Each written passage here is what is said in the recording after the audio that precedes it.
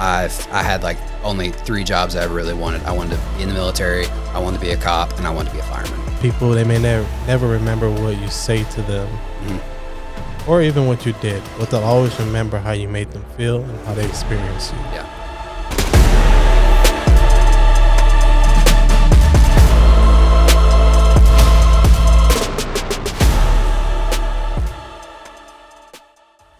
What's going on, family? Welcome to another episode of Call to Serve podcast. I am your host, Reggie Hubbard. If you haven't done it yet, do us a favor. Go follow, comment, subscribe, all that jazz. Share with your friends. The message that we're really trying to get across is a powerful one.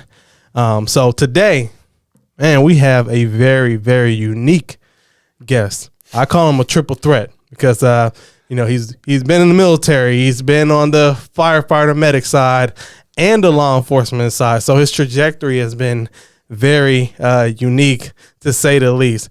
He's also a fitness enthusiast, right? And just a overall just great guy. I've known this guy for over a decade. I don't want to steal his thunder, so I just want to welcome the infamous Mr. Duke Watson. Welcome, bro. I appreciate you having me, buddy. Yeah, I was definitely thinking about that the last couple of days after you asked me. I was like, how long have I known Reggie? And I was like, yeah, it's like 2013, somewhere around there. I was like, we've definitely known each other for a minute now. A minute, man. And over the years, we've ran into each other, connected on just different fronts, right? Yeah. Like it's cool, like how it kind of circles around. Oh yeah, it keeps coming back, man. There's maybe I can count on like one hand the number of people that I've kind of seen throughout my life, kind of whether you want to say intermittently or consistently, but that I just keep running into. And whether it be because you and we jived really well when you were at the unit, but then also when we kind of saw each other at just down the road, civilian side, and then now too kind of working together a little bit. Yeah, man, that's cool, man. So tell us about yourself. So, I was born in Kentucky. I don't go by my real name. I go by Duke. I'm named after my dad, but my dad had this crazy list of names that he had for me, but we just kind of just settled on that one. So I've just if you call me Mark, we're probably not. Yeah, like what we say a second ago, it's if you call me Mark, we're probably not friends. But born in Kentucky, I come from a big military and military police firefighting family. My mom's a firefighter. My grandpa was one as well. My dad was in law enforcement. And he was in the military too. I got a bunch of cousins both men and women that are either in law enforcement, that are in the military. So it's pretty, it runs pretty thick in my family. Wow. I mean, dang. So did you kind of always feel like you were going to take that path as well? So I'll be honest, I never really considered anything else. When I was younger, I kind of, when you're a kid and you see some some cool movie or something like that, and that kind of sparks a phase of wanting to do something else from oh, hey, maybe I'll be a photographer, or maybe I'll be an archaeologist or something like that, but never anything super seriously. It was always just hey, I had only 3 jobs I ever really wanted. I wanted to be in the military, I wanted to be a cop, and I wanted to be a fireman. So, man. And you did all of them. Yeah. So I enlisted out of high school. Initially I was supposed to, the plan was for me to kind of follow in my dad's footsteps of doing some of the military stuff, where it was hey, I'm going to enlist. Doesn't really matter what my MOS is to begin with, because I was going to go to North Georgia and become an officer. And then I'll go active duty and then, take off from there, carpe diem. But I was a terrible student in high school. You could not, I wanted to play sports. I wanted to hang out with my buddies, and I wanted to go to the gym. There was nothing about me that wanted to study. My parents would sit and be hey, just study. But I would stare at an open book. There was nothing that you could do to get me to do it. So needless to say, I didn't get into North Georgia. So then I was well, I've already enlisted, so I'll just go do that. And then, it was the reserve. So you come back home, or the National Guard. So then you come back home, and then I'm while you're at boot camp, they're hey, you need to have a plan. So I was well, I've got an in with the fire department. So, cause my mom was working there at the time, my dad had retired from law enforcement. So, on like one of the calls home, I was like, "Hey mom, after this is done, you think you can hook me up with a job?" And so, you know, I went to EMT school. I ended up getting on with the fire department, not the one she worked for, but I ended up getting on just like with an agency and stuff like that, and then took off from there. Man. Yeah. I think it's so cool, man, like that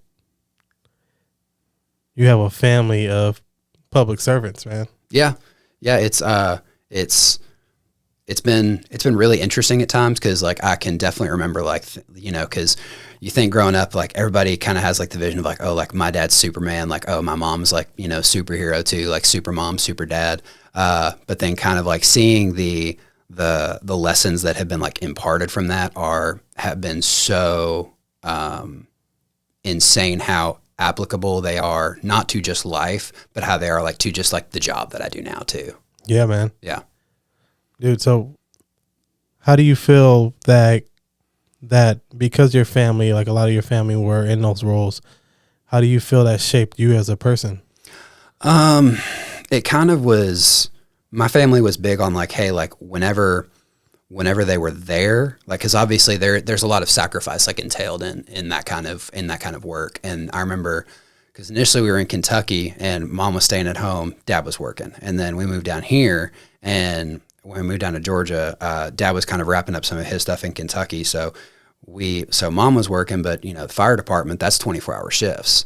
So she's working 24-hour shifts. So like we're staying with like our aunts and uncles and stuff like that. So throughout, but like there were times that, yeah, like they're gone, they're doing their thing, but they taught me to be very just present with the people that I'm with. Like if I'm with you, man, like you got me. Yeah. If I'm in whatever I'm doing, that kind of has like my full attention, to sometimes my detriment, because, you know, now that if I'm at home and if I'm looking at my phone, like I'm looking at my phone. So my wife is like, she's like, hey, like kind of like snaps me back to reality a little bit. Yeah. Yeah. So it kind of does. And it kind of does need to, become one of those where it's like, hey, like I do focus completely on like whoever I'm with at the time. And I think that's yielded a lot of like dividends. And even in terms of, because even like just public safety sees some more difficult things, it did kind of be like, hey, like it kind of forced some harder conversations of like, hey, these are realities of life. These are things that you're going to have to deal with. How are you going to do that? Yeah. Yeah. Man, that's, I resonate with that, because similar to you, I can be the same way. Mm-hmm. And I'm big on making people feel valued. Mm-hmm. And I want people to feel like when we're having a conversation, an intentional conversation, mm-hmm. that at that point in time, you're the most important person in the world. Yeah, absolutely. Because really, in my mind, you are. Yeah. You know? Well, it's like, why would I talk to you if I'm not like obviously valuing this moment right now? Yeah. You know? Like, and not saying like just this one, but like kind of just in general, it's like, hey, if you're talking to people, it's like you're giving your time, which is your most valuable resource. So kind of like be in it with them. Yeah, 100%, man. I resonate with that for sure. Yeah. So you're a triple threat, man. Yeah. 100%. I mean, I don't know. You're probably the only person I've ever met in my life that has been in the military, mm-hmm. has been on the fire side, medic side, and, you know, law enforcement. Yeah. You're like literally the only person that I can think of. You're like a unicorn. Really, it's just a very scattered brain. It's less impressive. It's more just easily distracted. No, man. You know, it's been really cool. Like I said, those were the only jobs I ever really wanted to do. When I initially got into it, you know, I wanted to enlist out of high school. And so I did that. And then since that was the reserve, it was like, hey, you do need the civilian career, like I just said. But like, as I was going through it, like I loved firefighting. And it was so fun, because it's so cool to like kind of be in that group and like have that team. And then I stayed with that for about 6 years, and I did some like really cool schools while I was in there. Like there's like this program that's like, you know, like all like the rope tech stuff, all the hazmat stuff, you know, smoke diver, a couple different things where it's like, you know, you get to go kind of like, you get to either train to play hero and then actually like put it into practice. Yeah. And then after a while with that, my wife and I had a conversation. She was like, hey, like, I love what you do, but we kind of had a conversation about like, hey, like you're gone overnight a lot, and there's only so much growth that you can do in terms of the fire department. And I was like, yeah, that's true, because with the agency I was with at the time, it's like, hey, you can promote, you can become like a driver, which is like their equivalent of a sergeant. You can like go driver, lieutenant, captain, go up that way. You can go to training, or you can go to like investigations, which is like arson investigation, which with that agency, there wasn't really spots for at the time. So knowing like how much opportunity was kind of there, I was like, hey, like, yeah, and with the time investment that this is, I was like, hey, I was a cop in the Army. I was like, I'd be a cop on the civilian side.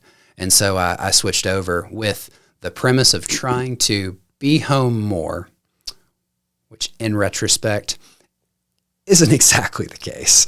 Like, hey, like I'll be home every night now when I do policing, but they of course put me on night shift right away, because how else are you going to get good at policing? Yeah, man. Yeah, but then they put me on, but then so kind of like did a season on nights and everything, and then working, having like a little bit of a better schedule now though, and I have found that the lessons from firefighting and EMS, because I maintain my EMT certification, and for a while, I'll be honest, I was doing more EMS work as a cop than I was as a firefighter, just because like, hey, we're in cars all day, we're like riding around, and you end up just being the first on scene. So there's been so many times that I'm really thankful for each step of experience. Yeah, I mean, it's kind of cool, because sometimes I get to see that in action. I mean, we were on a scene not too long ago together. We can't talk about details, but I was just like, I heard like how you were talking with the EMTs were there, and I was like, and the questions you were asking, I was like, oh yeah, that's Duke right there. That's Duke right there. Duke's got the knowledge. I still speak enough of the language. Yeah, but I'm just like, man, that's really cool, because, I was like, oh, you know what? Now I can keep that in mind. Yeah. For when I go on a call, if something's happening, so people are listening, people are learning different things. Yeah, yeah, absolutely, absolutely. I would definitely say that outside of the tactics that you learn in policing, like the whole like the room clearing, the situational awareness, all of that stuff, the next most important thing that honestly cops really lack a lot of the time is medical training. Because when people go to like that first responder class, they're so just like overwhelmed by the fact that it was like, oh my gosh, why are we saying the word hypertension? It's like, it's high blood pressure, buddy. Yeah, bro. That's all that word Not means. that deep, dog. Yeah, exactly. not that deep, man. Yeah. Oh man. So, okay. So you made the switch to law enforcement. Mm-hmm. All right. So now we gotta talk about it, because I'm thinking about it like this, bro. You had to go through basic training in the Army. You had to go through training to be a firefighter medic, and then you had to go through a police academy. Dude, if I had a nickel for every academy that I've been to. Man. Yeah, so basic, which you, like, we're at the same, so you went to Leonard Wood for basic, the MP school, yeah. Mm-hmm, yep. So I went to, I've been to 2 fire academies, and I've been to mandate, which the mandate that I went to, I actually was elected to be the like class leader or like class sergeant for my mandate class, and at the academy that they sent me to. And it was funny because even like while I was down there, because I'm like, this is now like my 3rd or 4th one that I've been to. I'm so over this. I'm just ready to just be like, just give me the training. It doesn't have to be so like, gung ho, but cool. It is what it is. I understand, like they have it for a reason.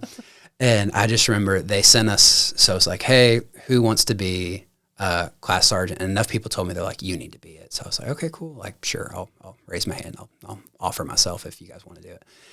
And so make my pitch, and my pitch for them to pick me was, I was like, hey, I've done 1 or 2 of these before. So I know a little bit about how this works. If we look great, congratulations, class, you guys did great. And if we look bad, then it's my fault. and I'll take the ribbing from supervision. And then they sent us out of the room, and the other instructors that were in the room, they were like, if you guys don't pick that dude, you guys are all jokers. Like, and so there was a lot of time spent behind a desk trying to learn how to be a student of whatever field I'm currently doing. Yeah. Yeah. Man, that's dude, I can imagine the psychological stress of that. Just yeah, I mean it's just one that like I feel like after a while you kind of do get like a bit of like mental toughness like with it, where it's kind of like, hey, like I'm going through it. Okay, I know how to get back in the game. Like whatever whether it's EMT school, it's like, cool, I know how to study. Like I can be hands-on with like medicine. Medicine actually comes pretty easy to me. For policing and for like firefighting, it's like, okay, cool. Like I get this. I can go into like kind of that cave of being like, hey, like I'm a student right now. I need to learn now. And since I was in a leadership position, it was so funny because I think that I was such a pain to the instructors because like, you know how it is when you're going through a mandate, it's like, hey, go stand by to stand by. Mm-hmm. So you're just waiting and those minutes are just ticking by. Well, this is now like my 4th class that I've been to. So I would take, my battle buddy with me and we go up to the sergeant's desk and I'd be like, hey sir, we did the job you had for us. And he's like, okay, well go organize the chairs and then go do this. And I was like, okay. So then we'd like run, go do that. And I come back and he thinks he's like sending me away. I was like, hey sir, so we did that. What do you want next? And I just kept badgering him until he'd be like, fine, go home. And I was like, sweet. So we'd like just try to get home in a normal time. Okay. Meanwhile, like the other classes are like staying late and stuff like that. And I was just like, okay, cool. There is a way to play and kind of like maximize like every game situation thing like you kind of like find yourself in. So wherein the classes did get really like stressful at times, I would definitely say that there is a way to kind of really like make the most about it and really kind of like not just take care of yourself, because obviously like for me, I want to get home to my wife. Right. Like she's like, hey, go do your training. But she's like, please don't like dilly dally on the way home. Cause I'm hoofing it all the way down there, spending all day, every day. But also I want to take care of like the guys that I'm with. Cause a lot of those people, like everybody has kids, everybody has like, other obligations outside of the job. Yeah. Yeah. Man, that's it just takes me back, man. Right? It takes me back, bro. Those days, man. Especially like in our police academy. I started in DeKalb County, and most of the class had no type of experience. Mm-hmm. So there was a small group of us that were either prior military or have some other type of experience, and we kind of reined everyone in and kind of got them in line. And I think everyone has been grateful for that, but I think it made it a lot easier than it could have been. Yeah. I think if you have someone like with experience there, that's like, whether you want to call it like mentoring or just kind of like just being like a buddy to you, because no matter what, like even, I mean, shoot, at my mandate class, we had this one, she was a female and she was a drill sergeant in the military and she worked with the NYPD, like big resume. But we even like, so there was her and there was like a couple others, like, very impressive resumes, like much more decorated than stuff that I'll probably even ever end up doing, because they're just like out of state. They just got to get their certification for Georgia. But like, you see people like either start to get a little mad at each other, or people like losing some of that professionalism, and you kind of like have to like rein them in and just be like, hey man, like same team, like we're all here, like this is hard, but like, hey, we're going to get through this and we're going to get through it together. So. Yeah, man. Yeah. So I got to know. Okay. And I'm sure everybody wants to know too. Do you have a favorite out of military, firefighter, or police? Which did you enjoy, or did you enjoy the most? And I'll make it a little bit easier for you. If all conditions were ideal, okay, which would I pick? Which would you pick, and which one would be last? Dude, that's hard. It's kind of one of those that like I love each section of it so much for different reasons. Like you cannot replace, there's something so cool on the ambulance about the fact that it was like, hey, there's a really bad car wreck. This like kid, who like, I can think of a few like off the top of my head. Like I had like this little kid, Ashton, who it's like, he was in a really bad wreck and, like multiple like skull fractures and stuff like that. And I'm like, that kid is alive because of like the interventions I provided. So like the life-saving stuff about that is absolutely amazing. You can't take that away. And then like when you kind of like just like high five your buddy at like your partner after that, that's incredible. Yeah. About firefighting, it's like you're living with those jokers. And so the closeness that you get with them and kind of like going in and like, going in and providing just that life-saving, that property protection and stuff like that is also, it's so much fun. The military is, it's big and it's crazy, but it's such a blast because you get access to so many like cool toys, you know, because it's like we're going down to do some training at Fort Stewart. So it's like, hey, you're going to ride in a Chinook on the way down there. Why? Because you can. And it's like, I'm literally in a helicopter right now.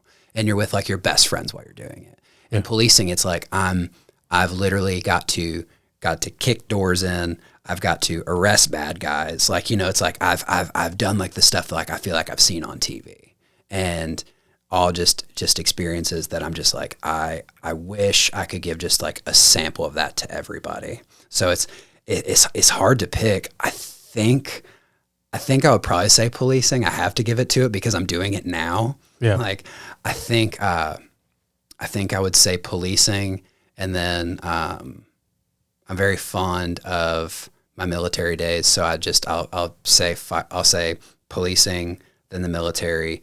I'll say EMS and fire together. Yep. But yeah, I think that would probably have to be the pecking order. I would very begrudgingly say that. So my firefighting buddies are gonna like, what did you say? They'll get over it. Yeah, right. Oh man, yeah, bro. But yeah, that's really cool. Like I said, dude, you're like literally like a unicorn, bro. Like, this is not many people. It's like you. It's just a blessing, honestly. I've had a lot of really great opportunities. I've had a lot of really cool people pour into me at each side, and I've had a wife that's beyond supportive. Yeah. I don't think there's been a single idea that I've ever thrown out that she's been like, no. Especially if like we talk about it, she's awesome. I wouldn't have a fraction of what I have today if she hadn't been in the picture.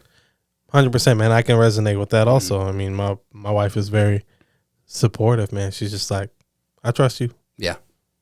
She's like, you're the leader. Like, I trust you. Yeah. You haven't stirred me wrong. Yeah. And I know your intentions are always good. And, you know, and she's just like, how can I support you? Yeah, exactly. And I think that's even just something that I think when I got married, I was like, oh, no, like there is like that level of support and everything else from somebody else. Cause growing up, it's like, you know, you kind of have your parents kind of like, hey, maybe like you play basketball. It's like, no, like we're not doing soccer cause you're playing basketball. Like that's your thing.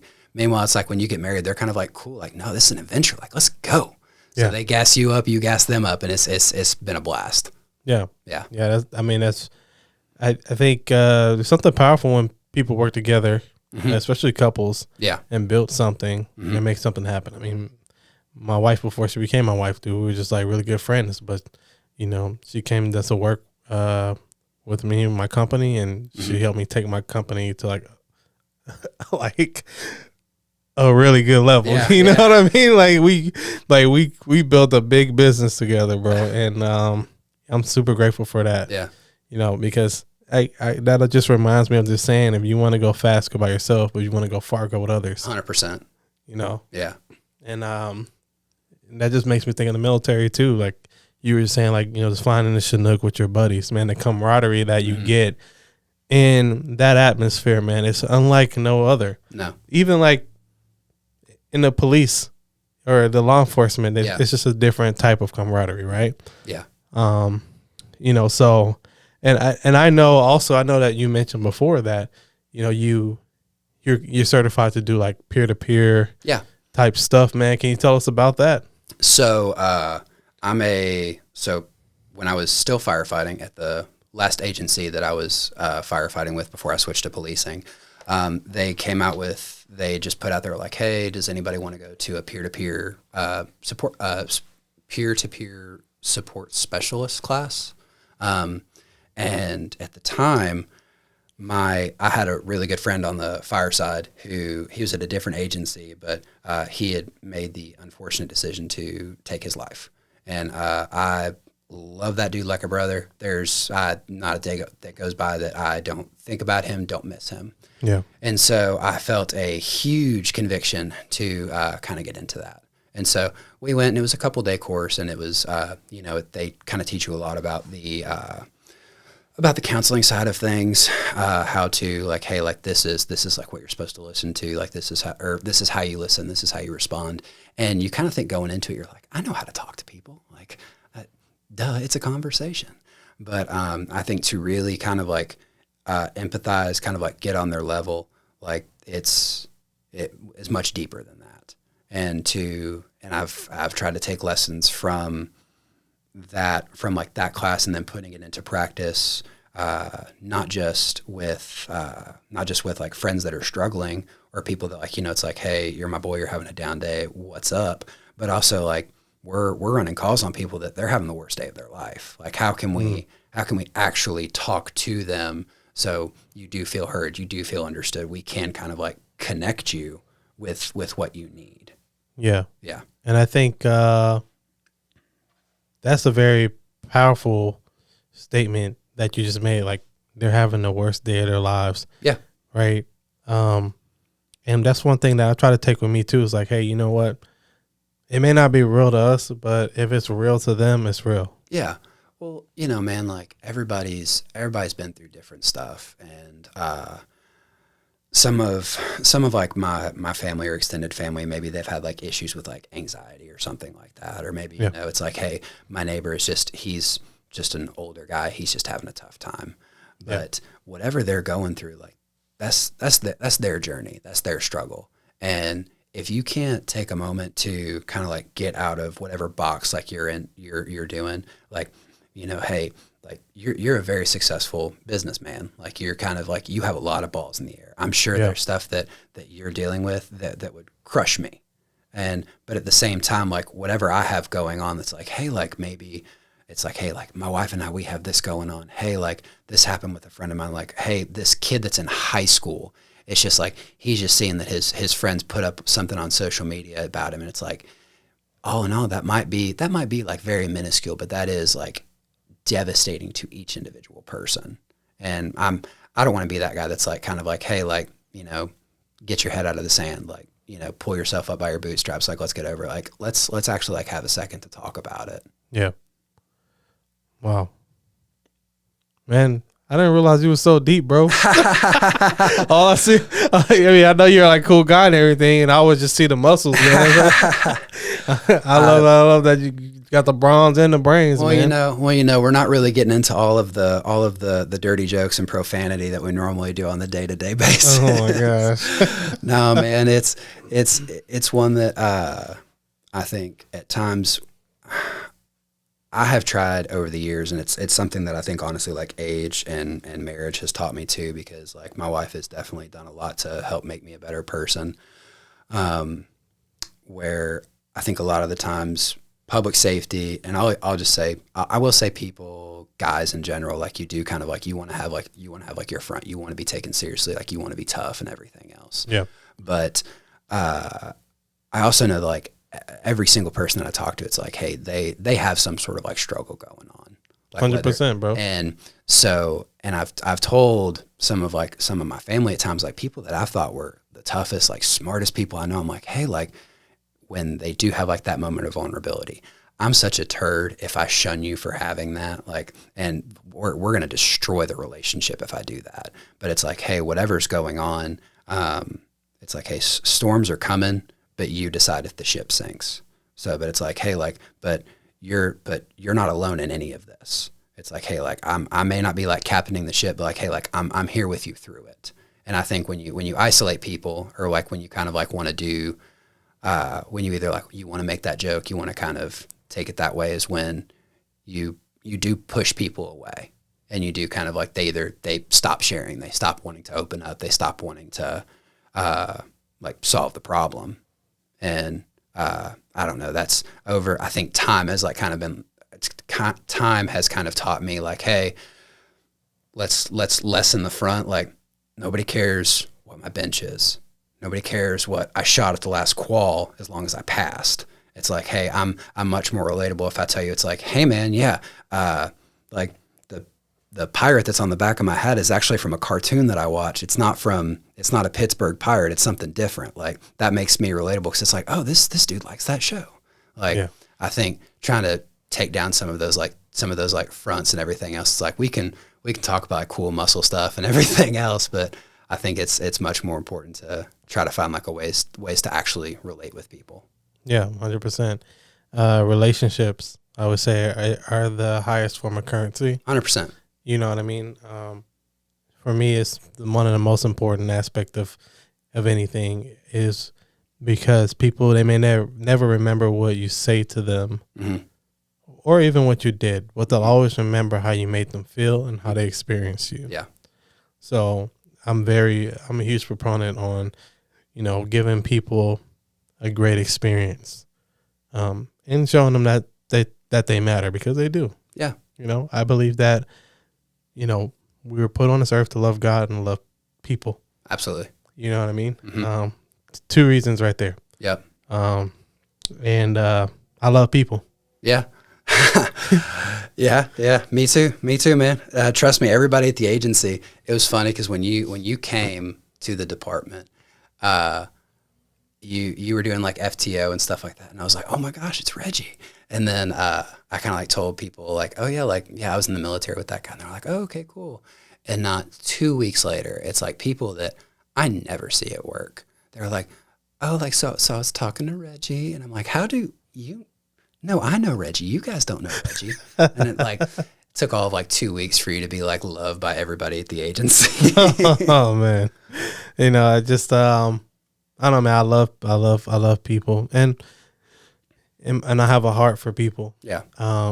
And you do too, and that doesn't mean that I always want to be around people. No, 100%. Because like you said, like I just feel like being kind of vulnerable and transparent, man. Like sometimes I struggle, dude, with like PTSD. I Mm-hmm. struggle with being around people, and I've distanced myself and things like that, man. I'm a human. Yep. Right. And I feel like if you're always doing something like filling other people's cup and you're not filling your own cup, then mm-hmm. you run dry. Yeah. Well, then that goes into like, hey, what is your support system? Yeah. For years, I always said like, hey, I've got a Bible and a gym membership. Like I'll figure out a way to make it. But I also like, I remember, and it makes me like, dude, it makes me like tear up, like thinking about it. But like we had a call, this is an EMS go totally sideways. 3 people were like flown out from this, just a super bad car wreck. Oof. And like, I can hear the dad like screaming when he saw what happened to his kids. And I just remember like, I'm bottling this up because I'm like, oh, hey, like I can handle this. Like I got this. And I'm still trying to like, handle business. And one night, my wife, I guess she just asked me the right way. She was like, hey, like, what's up? And so I told her, and, the response that she gave me was, she was like, hey, I'm not sorry that this happened to you. Like, I'm really sorry that you're feeling this way. But I know that out of anyone that could have been there, you were one of the best people for them. So she's like, I know that, because she knows that I train. She knows that I work hard. She's like, I know you signed up for this. I know that it's not easy right now, but I'm so glad that you could have been the person for that family. And to me, that was like one of those like really just profound statements, because I'm like, how everybody always thinks like you don't want to tell your family like what's going on. And my wife is one of the most understanding, empathetic, ride or die people out there. And every time I start to doubt it, she immediately proves me why she is. And I think that with like, when she told me that, I was like, oh my gosh, like, how do you like not baby somebody? Because, you know, you have a tough job. You still want to be the tough guy, but you take a moment to like kind of acknowledge it. It's like, you know what? Yeah. Like that was awful. Like that was so awful, but like, I'm not alone in the way that I feel. And my wife wasn't there. And she told me, she's like, I wasn't there. She's like, there's no trauma in this for me. She's like, this is trauma for you. And she's like, I'm so sorry that that happened to them. But I'm so thankful that there was somebody like you there. And I think that having like that support system, having those people around you where it's like, hey, yeah, sometimes like I'll be a meathead and I'm going to go into the garage and I'm going to slam weights around and like blast angry music, you know, maybe a little bit longer than I should. And my wife knows that maybe I've had a tough day, but there's also times where it's like, hey, like I do have the support system of either, beat partners, friends, mentors. I still talk to the first medic that I ever had in the fire department. One of the greatest dudes I know. We all call him Mama. Mama. So, yeah, shout out to Mama. Shout out to Mama. Mama. Yeah, it's a guy too. I know. That's what makes it even more awesome. It so great. But just having like the support like from those people is like what makes it to where you can keep doing it. Yeah. You know? Yeah, man. I think it's definitely important to have a strong support system for sure, man. Yeah. You know, and I love how she worded it. There was no trauma in it for me. Yeah. Like how she just acknowledged that. And man, that's just that was beautiful, man. Oh yeah, she's smart. You should have had her on this instead of me. Bro, we could probably make it happen, yeah, dude. Right. I'll text her. She'll come. We'll just get her in the door right after me, right? Yeah, man. Like right. No. But yeah, man. That's beautiful. I love that. And unfortunately, there's a lot of people out there that don't have that kind of support. A lot of people who are serving who, you know, their marriage or their relationships are in turmoil because the person just is not understanding, or the person just, they can't connect with that part of their life. Yeah. And that's unfortunate. Mm-hmm. Well, I think it's whether sometimes it's like, oh, hey, like the ego's still there, whether sometimes like, hey, you don't want to open up, or unfortunately it's like, hey, maybe you still have some of those vices that you're just not wanting to let go of, like whether that's a bottle, whether that's, you know, booze, tobacco, prescription drugs, whether that's like, you know, those websites that you shouldn't go to. Yeah. Like there's, I wish so bad that like my buddy who is no longer with us, Sean, he was a big time drinker. And I remember just like after he had passed away, like I sent like same thing my wife said, like his widow said, because I just reached out to her and I was like, hey, like I'm like, are you okay? Like if there's anything I can do, like please like let me know. And I was like, how are you feeling? And you know, and at one point she told me, she's like, I wish he would have shared, because she's like, I wasn't there. And that's one of my boys. Like he was a medic in the Army. He deployed with like an SF team. Like, so he had seen, like done some stuff, and like, it's staying with him. And I was like, I thought things were good. Thought like, you know, maybe he had his like struggle or two, but having that support system and like being open and willing to do it. If I could tell anybody, it's like, hey, the toughest dudes I know, like not all of them are your like, you know, your SWAT team guys, your Delta guys, your stuff like that. Those people, like, yes, won't take anything away from them. They are tough, but if you can, like, I still think that it is just as difficult. You are still just as tough if you're kind of like, hey, I had this experience. It's kicking my butt. Like, whether it's, and however it's like hanging on to you, because I'll talk to you all night. Like, if you're struggling, like, I'll sit here and talk to you till 3 a.m. and go to shift immediately after. That's what caffeine's for. But like, but anything to make sure that like, hey, my boy is still here. Yeah. You know? Yeah, man. Like I said, I've I've lost some some close people in the military as well that took their own lives and things like that. And I think that there's a stigma with being vulnerable. 100%. And because we're kind of bred to embrace the suck. Mm-hmm. Put it in a Charlie box. Mike, bro, Yeah. you know what I mean? Yeah. Just get over it, move through it, push through it, and we bottle it up, and we're just like, oh, if I talk about this, then that's gonna make me seem weak, and people are gonna lose respect for me. And like I said, I've had those days, bro. Mm-hmm. I've had those days where I just lock stuff up, man, and just talk to anybody. Yeah. But if nobody knows, they can't fix it, or they can't support you. Oh, absolutely. Well, and you having kind of that bad day, like you having that day that like, hey, mentally you're in the trenches, you're in that dark place. The certain thoughts that you might have, like that doesn't mean you're going to do it. That doesn't make you bad for thinking that stuff. Yeah. And like I love the movie Act of Valor, but there's only so much that it's like, hey, we are men of boxes, Yeah. I've talked to, I wish I could talk to more people that were just like that, like, hey, like I've been through this, and 9 times out of 10, if you talk to somebody that has had some sort of trauma that's like similar to like what you're saying, like whether it be through the military or through policing, there's probably somebody else like shares something similar. Yeah. And it's uncomfortable. It's uncomfortable as all get out to sit there and say like, hey, I've had these dark thoughts, or hey, like I've had this struggle, but to know that like you're not alone in that, or to know that like, hey, there's somebody else that can help me with it, or just listen, Yeah. like there's so much more power in that. Yeah. And there's so many resources out there for veterans, just in general, and first responders. There's a lot of resources out there if you need to talk to someone, particularly veterans. And I think that the VA is trying to step up and, bring the awareness more and more and more.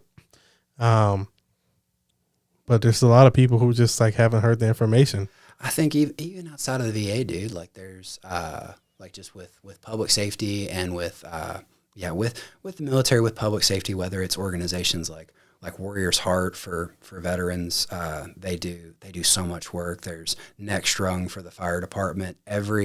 I do know a few firemen that have made the unfortunate decision that they've taken their own life, and like Next Rung was big about sending stuff out to be like, hey, we're putting out, like, we have like these classes, we have these like get-togethers we can do.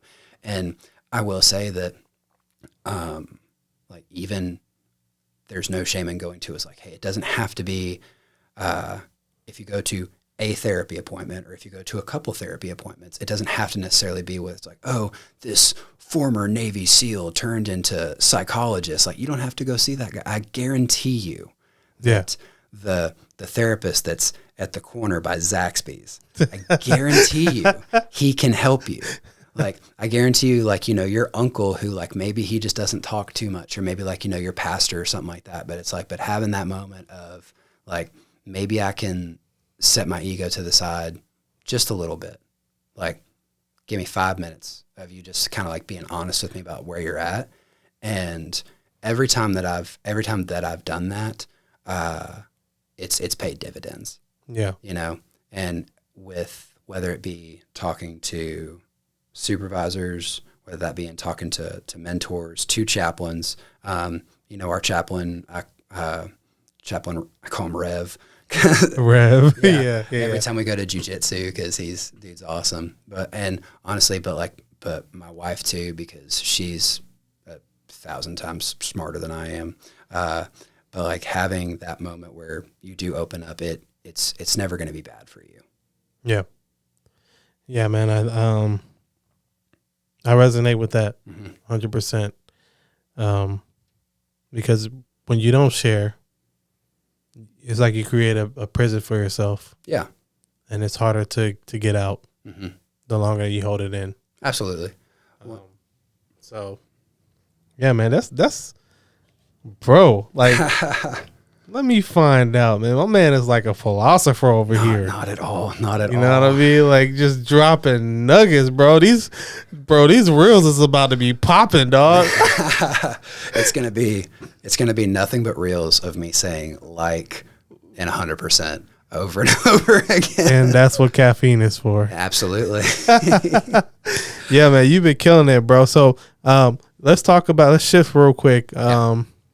So I know you're really into fitness, bro. I see you posting the reels and stuff like that, man. You've been very consistent, working out in the gym and things like that, man. Talk to us about, I guess, your motivation behind that. That's meditation for me. Okay. That's fun. The weight room, more than anywhere else in my life, has been such a constant. In times where even my own parents were like, hey, because life gets busy, if stresses happen, whatever. But like when mom or dad were busy, I had like a weight room I could go to.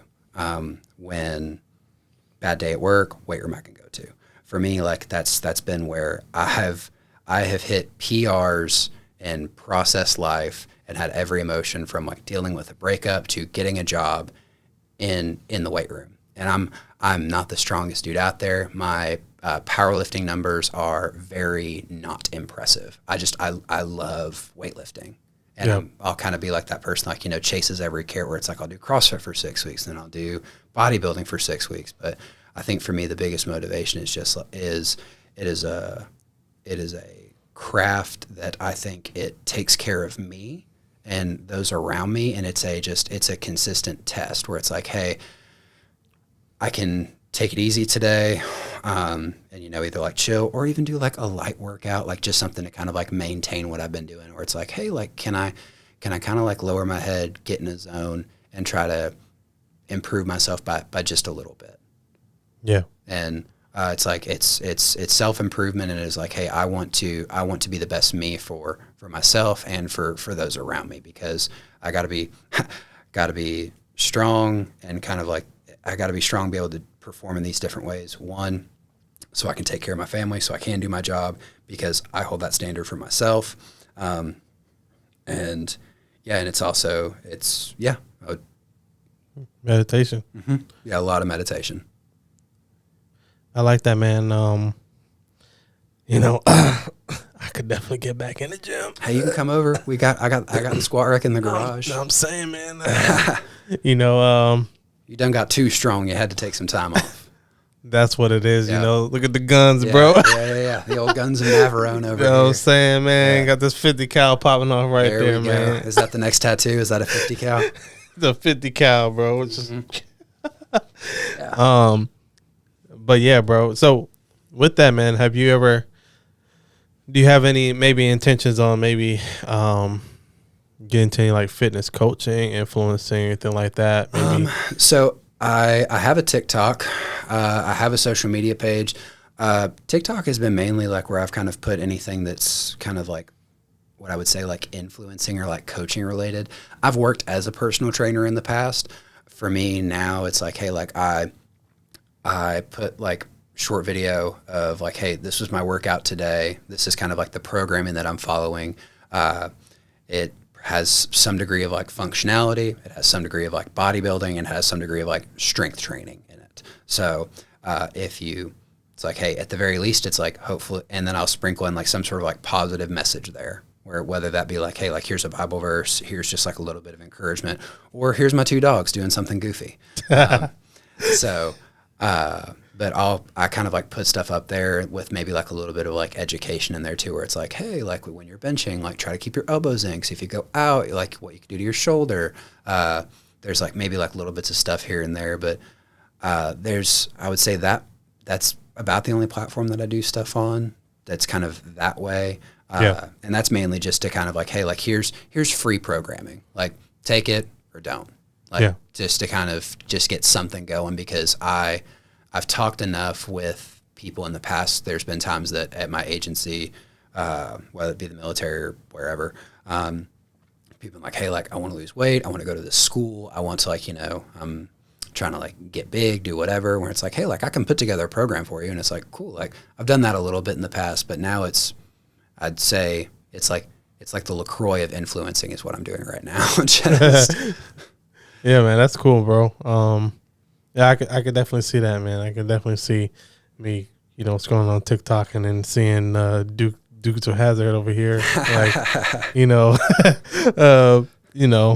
just putting out the fitness videos. Yeah. It's fun. It's fun. Now it's more of just a hobby right now than anything else. That's super cool. But I think what's really cool is that you said it's meditation for you. Yeah. And it just it's a way to keep you accountable, for you to honor a commitment that you made to yourself, right? And upkeeping yourself for yourself, but for the other people that you care about, man. So that's very commendable, bro. Well, and at the time, and the gym can mean different things at different times, or fitness can mean different things at different times. Sometimes it's like, hey, like this is a social hour, and like, you're going to hang out with your buddies and just happen to do something active. Other times it's like you do go into, it's like, hey, like I had a bad day, I got to get it out somehow. And then sometimes, you're trying to meet a goal. I think whatever you're doing or wherever you're going through in life, some sort of fitness in any way, shape, or form is so critical to not just your physical health, but like your mental and emotional health as well. Yeah. Man, thanks for sharing that, bro. Yeah, man. Absolutely. So it looks like we're kind of coming up on time, but before we let you go, I got to ask you a question. Okay. Oh gosh. What might people be surprised to know about you? What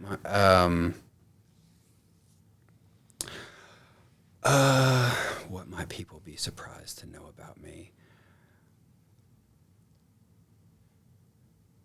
I love this silence. Right? Probably that I'm like 31 and I still watch way more cartoons than I should. I'm still buying comic books and going to like nerd conventions because I can. Hey, man. Hey, I didn't know that for sure. Yeah, no.